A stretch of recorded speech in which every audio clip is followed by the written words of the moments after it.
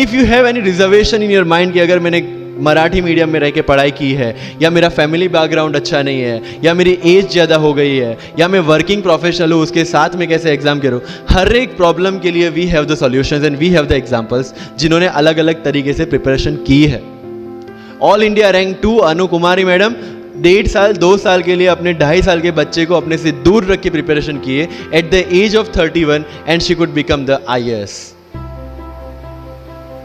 या you can take the example of Ummul Kher कि जिसको 8वीं क्लास में घर से निकाल दिया ये बोल के कि हमारे घर में बच्चियाँ 8वीं से ज़्यादा नहीं पढ़ती, और उसी झोपड़पट्टी में रह के उसने पढ़ाई की, बच्चों को ट्यूशन्स दिया, 3 दिन 4 साल पुरानी रोटियां खाई, और उसके बाद भी जवाहरलाल नेहरू यूनिवर्सिटी में से PhD करके फर्स्ट अटेम्प्ट में UPSC में ऑल इंडिया रैंक 400 समथिंग लेके आज शी इज डूइंग IRTS की ट्रेनिंग।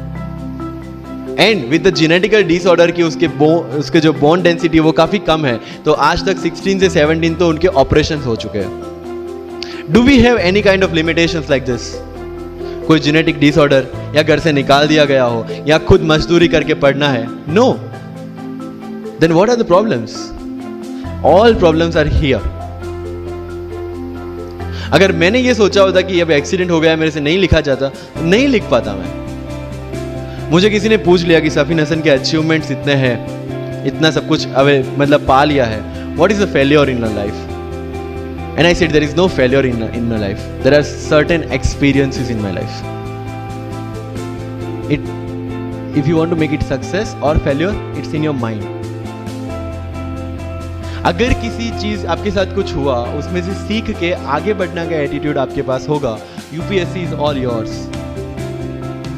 सो वही चीज जो कहावत है, deserve before you desire. If you want to be in civil service, you have to deserve for that. If you want कि आपके घर में फॉर्च्यूनर हो, तो पहले फॉर्च्यूनर रखने की जगह होनी चाहिए। In simple words.